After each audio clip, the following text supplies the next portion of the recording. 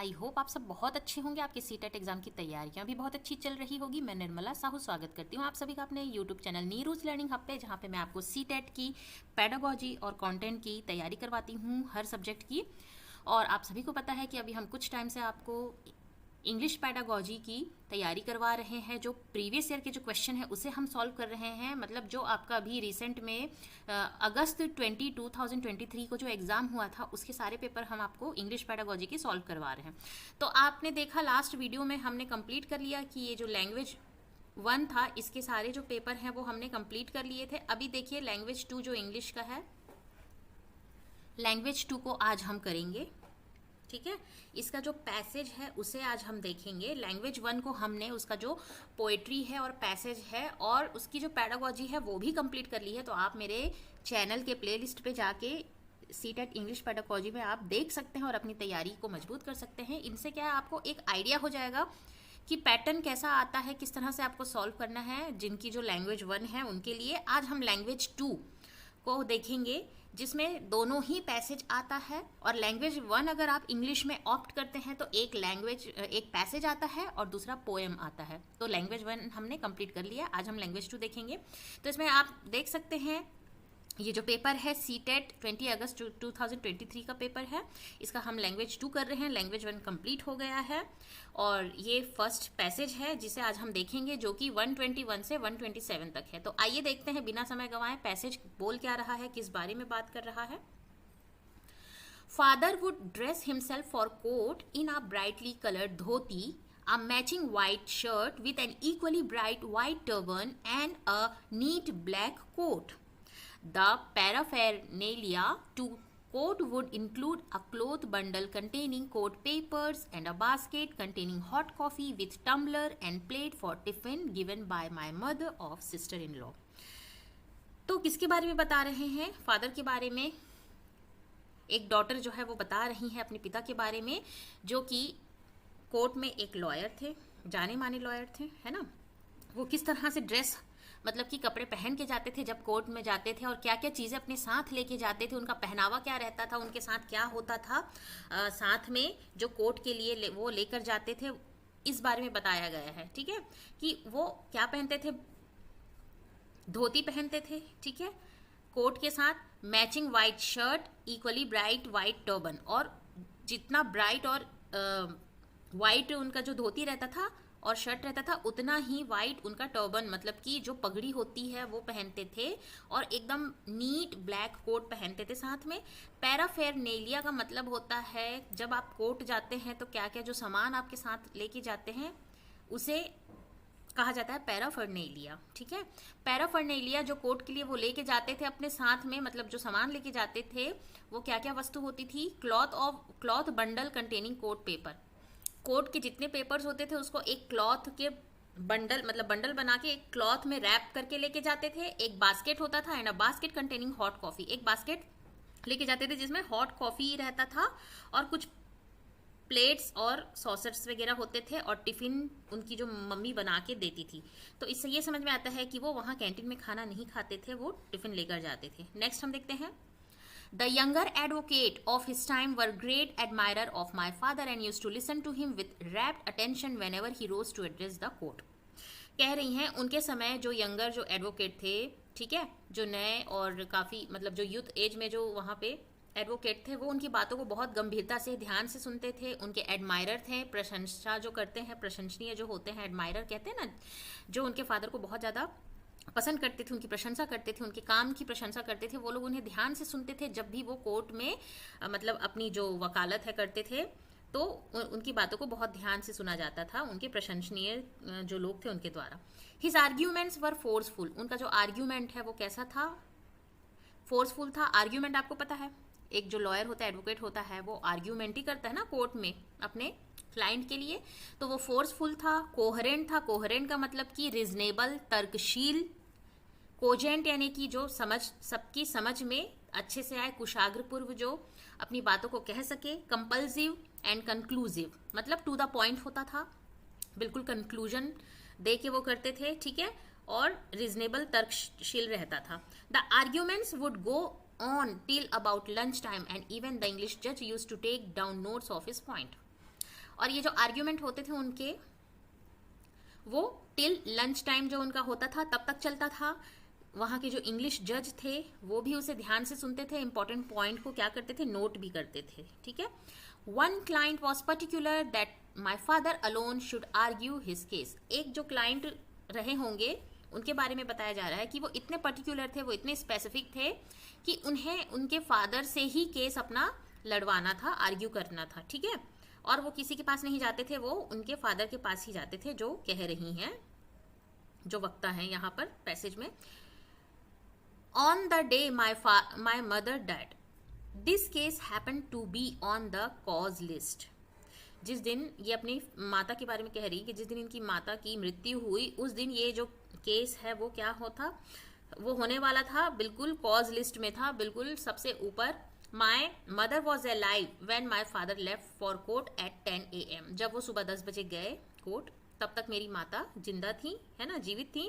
That morning and he had told my brother that he would return as soon as the case was over. लेकिन पिताजी ने क्या कहा कि जैसे ही केस खत्म होगा मैं तुरंत आ जाऊंगा, क्योंकि उनकी माता जो है, जो स्पीकर है उनकी माता है, उनकी तबीयत ठीक नहीं थी। फिर भी इनका केस बहुत इंपॉर्टेंट था उस दिन, तो वो उनके पिताजी जो है 10 बजे सुबह चले गए और उनके भाई से कहा कि मैं जैसे केस ओवर होगा मैं जल्दी से आ जाऊंगा। अनफॉर्चुनेटली, लेकिन दुर्भाग्यपूर्ण, she did with in an hour of his departure. मतलब जैसे ही उसके पिताजी गए, डिपार्चर यानी वहां से गए, घर से कोर्ट के लिए गए, उसके 1 घंटे बाद ही उनकी मृत्यु हो गई। किसकी? उनकी माता की। With some difficulty the news was conveyed through an advocate in court.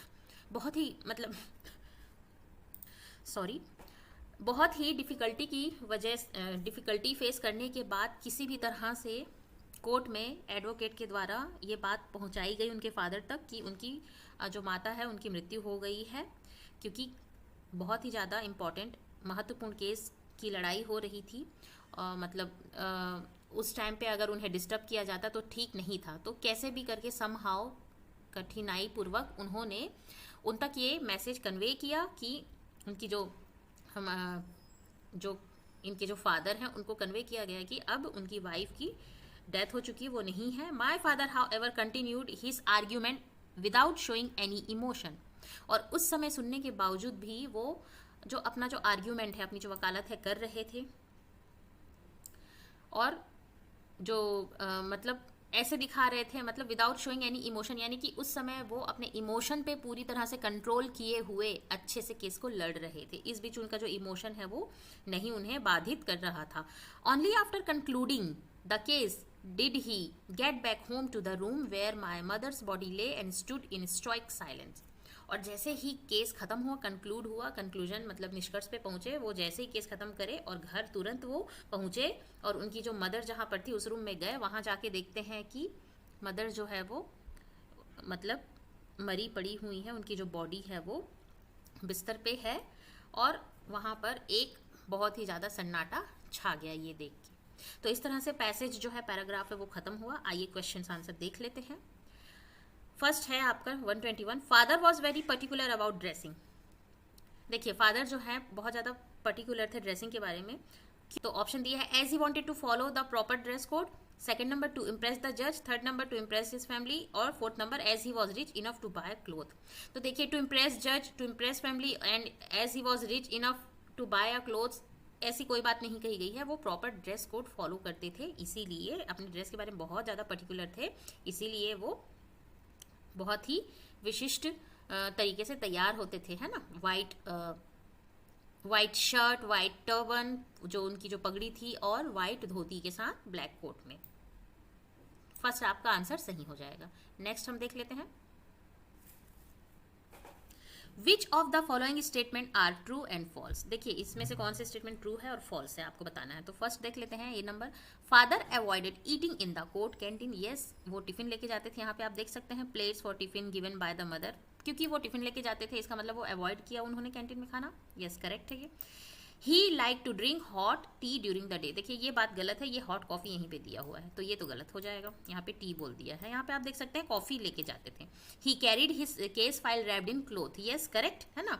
Include cloth bundle containing coat paper. Yes, ये भी सही है। तो मतलब ए और सी तो सही है, बी जो है गलत है। अब आप ऑप्शन देख सकते हैं, C and A are true but B is false, तो फोर्थ नंबर आपका आंसर सही हो जाएगा। नेक्स्ट हम देखते हैं, which of the following statement is wrong, कौन सा स्टेटमेंट रॉन्ग है। First number, he was the preferred lawyer of some client, yes correct, यहाँ पे बोला गया है ना, एक जो क्लाइंट थे बहुत ज्यादा पर्टिकुलर थे, उन्हीं से आर्ग्यू करवाना है करके, तो मतलब उनका केस वही लड़े ऐसा, तो ये बात सही है, प्रिफर्ड लॉयर थे, ये सही है। यहाँ पे रॉन्ग पूछा है तो ये आंसर नहीं होगा। Young advocate wanted to learn from him, yes correct, क्योंकि वो लोग बहुत मतलब एडमायर भी करते थे, उनकी बातों को ध्यान से सुनते थे, उनसे कुछ सीखने के लिए, तो ये भी बात सही है, तो ये हमारा आंसर नहीं होगा, यहाँ पे रॉन्ग पूछा गया है। Only a few were jealous of his popularity, यहाँ पे ऐसी कोई बात नहीं कही गई है, तो अभी हम श्योर नहीं है। नेक्स्ट देख लेते हैं, he argued his cases logically and persuasively, yes correct, यहाँ पे दिया हुआ है ना कि वो जो अपना आर्ग्यूमेंट रहता था फोर्सफुल, कोहेरेंट, मतलब कोहेरेंट सबकी समझ में, तर्क शक्ति के साथ सबकी समझ में आते हुए, सब समझते हुए, अंडरस्टैंड करते हुए, कंपल्सिव, कंक्लूजिंग, लास्ट में बहुत अच्छे से उसका निष्कर्ष निकालते थे, तो ये बात बिल्कुल सही है, ये भी बात सही है, तो ये भी आंसर नहीं होगा। ये बात कहीं नहीं कही गई है कि only a few were jealous of his popularity, तो हमको रॉन्ग पूछा है और ये थर्ड नंबर उसका आंसर हो जाएगा। Next, which of the following statement are true and false. First number, even the जज recognize his legal acumen, yes, acumen मतलब जो उनकी जो लीगल, जो कानूनी जो कुशाग्रता, एक्यूमेन का मतलब होता है तर्क शक्ति जिसकी जो तेज होती है, बहुत कुशाग्र बुद्धि से वो जो आर्ग्यूमेंट्स जो होते थे वहाँ पे लड़ते थे केसेस को, उसके बारे में बोला गया है। तो जज जो है वो उनकी जो ये लीगल एक्यूमेन है उसको रिकॉग्नाइज करते थे, बिल्कुल सही बात है। He preferred his legal obligation to family obligation, देखो जिस दिन उनकी पत्नी की तबीयत खराब थी फिर भी वो सुबह कोर्ट केस लड़ने गए, है ना, और उस बीच उनकी मृत्यु भी हो गई, फिर भी वो अपने कोर्ट केस को बीच में नहीं रोके, वो अच्छे से करके कंप्लीट करके ही घर पहुंचे, तो ये दोनों ही बात सही है, तो आंसर आपका यहाँ पे हो जाएगा both A and B are true, fourth number, क्योंकि ये दोनों ही बात सही कही गई है। नेक्स्ट हम देख लेते हैं, his argument were forceful, coherent, dash dash dash, choose the correct similar in meaning to the underline word. ये जो अंडरलाइन वर्ड है कोहेरेंट, इसका सिमिलर वर्ड यानी कि सेम वर्ड, सिनोनिम वर्ड आपको बताना है। तो कोहेरेंट का मतलब मैंने पहले बताया, जो तर्कशील होता है, लॉजिकली या रिजनेबल होता है, वही आपका कोहेरेंट होता है, ठीक है, जो मतलब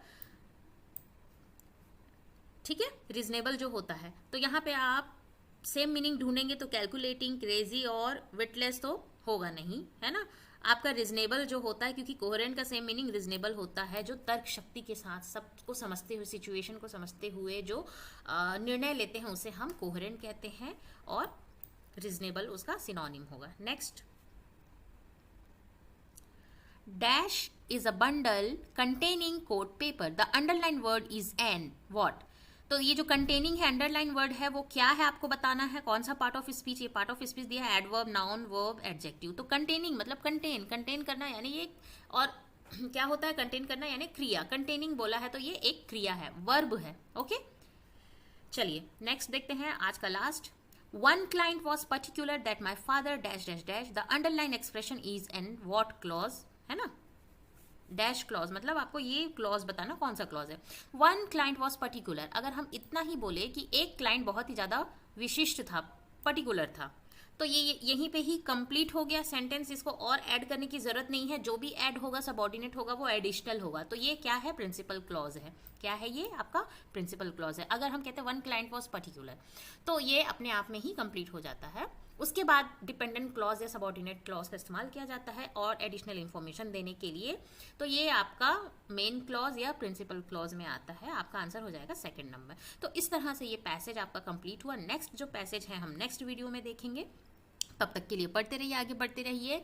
और अगर वीडियो अगर आपको हेल्पफुल लगी हो, यूजफुल लगी हो, तो लाइक शेयर सब्सक्राइब जरूर कीजिएगा। इस तरह के बहुत सारे पैसेज, पोएट्री मैंने बहुत सारा प्रैक्टिस करवाया है मेरे चैनल के प्लेलिस्ट में, जाके आप देखेंगे। और अगर आपको ग्रामर में भी डाउट है तो ग्रामर के बहुत सारे मैंने कंटेंट आपको पढ़ाए हैं जो आपको सीटेट में स्पेशली पूछे जाते हैं। जैसे कि आप देख सकते हैं कि ये principal clause, noun clause, adjective clause, adverb clause, ये सब कुछ मैंने पढ़ाया है आपको। पार्ट ऑफ स्पीच जिसमें आते हैं noun, pronoun, verb, adjective, interjection, ये सारे कुछ मैंने कंप्लीट करवा दिए हैं। फिगर ऑफ स्पीच जो पूछा जाता है आपके सीटेट में, वो भी मैंने आपको पढ़ाया है। तो जो नए हैं, नए एस्पायरेंट हैं, प्लीज़ जाकर मेरे चैनल के प्ले लिस्ट में देखिए सी टेट इंग्लिश पेडागोजी में आपको इंग्लिश पेडागोजी के बहुत ही ज़्यादा यूजफुल कंटेंट मिलेंगे, और सी टेट इंग्लिश ग्रामर मतलब बेसिक इंग्लिश ग्रामर अगर आप देखते हैं तो उसमें सी टेट में जो जो पूछे जाते हैं वो सब कुछ मैंने कवर करवाया है। आप जाइए, देखिए, पढ़िए, अपने तैयारी को और भी ज़्यादा बूस्ट कीजिए और आप एग्ज़ाम क्वालिफाई डेफिनेटली करेंगे। Thanks for watching, thank you, keep learning, keep growing, thank you.